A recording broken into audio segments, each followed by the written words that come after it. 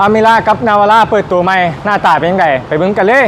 เราย้อนคืนหน่อยหนึ่งสำหรับนิสสันอเมร่าทีมเรื่องของรถออฟค่าของพวกเขาก็มีโอกาสได้นำเอารุ่นเก่าไปขับในช่วงท้ายปีที่ผ่านมาซึ่งก็เป็นหนึ่งในรุ่นที่ขับแล้วโคตรดีทั้งอัตราเร่งการเก็บเสียงยกนิ้วให้เลยมามื้อนี้นิสสันลาวก็ได้นำเอารุ่นใหม่เข้ามาสืบต่อในตลาดในชื่อว่า New Amera Turbo ซึ่งยังคงอยู่ในห้างเก่าแต่มีหลายจุดที่ปรับเปลี่ยนเข้ามาใหม่ก็คือกระจังหน้า V-Motion รูปแบบใหม่สีดำเปียโนตัดกับโครเมียมหับกับไฟหน้าได้อย่างลงตัวสุดๆโลโก้นิสสันแบบใหม่เพิ่มความรู้สึกถึงนวัตกรรมได้ดียิ่งขึ้นไฟหน้าเพิ่มฟังก์ชันเปิดปิดสูงต่ำอัตโนมัติล้อแม็กลายใหม่ขนาด16นิ้วทรงเป็นก้านแบบตัววี5ก้านสีไดมอนด์คัตหัดด้วยอย่าง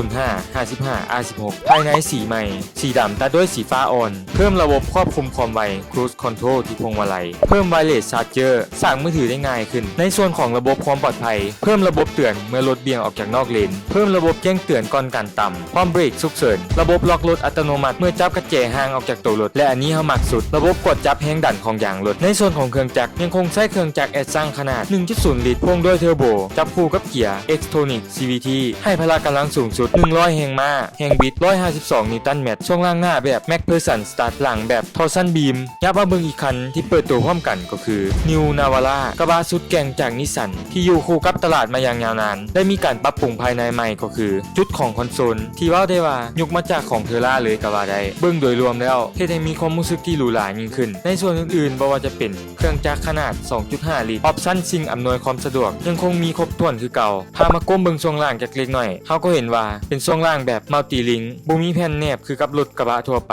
หรือว่าอีกอย่างก็คือช่วงล่างแบบรถ SUV หรือว่ารถเก่งบางรุ่นซึ่งทั่วไปแล้วช่วงล่างประเภทนี้จะให้การขับขี่ที่นุ่มนวลแต่เดี๋ยวไว้มีโอกาสได้ลองขับเฮาจะมาเล่าสู่ฟังอีกเทื่อเด้อการอัปเดตใหม่เทื่อนี้ก็ถือว่าเฮ็ดให้ตัวรถมีความสมบูรณ์แบบลงตัวและคุ้มค่าหลายยิ่งขึ้นถ้าใครที่กำลังคิดจะออกรถอยู่หรือว่ามีความสนใจอยู่ก็แนะนำให้เข้าไปลองมึงเด้อสำหรับคลิปนี้ก็ต้องขอขอบใจไปยังทางนิสสันลาวที่เชิญชวนพวกเขาไปงานเปิดตัวในครั้งนี้คลิปหน้าจะเป็นอย่างอย่าลืมกดติดตามพวกเขาเรื่องของรถออกค่าไว้พอพวกเขาเรื่องของรถบ่ได้มีแต่รถ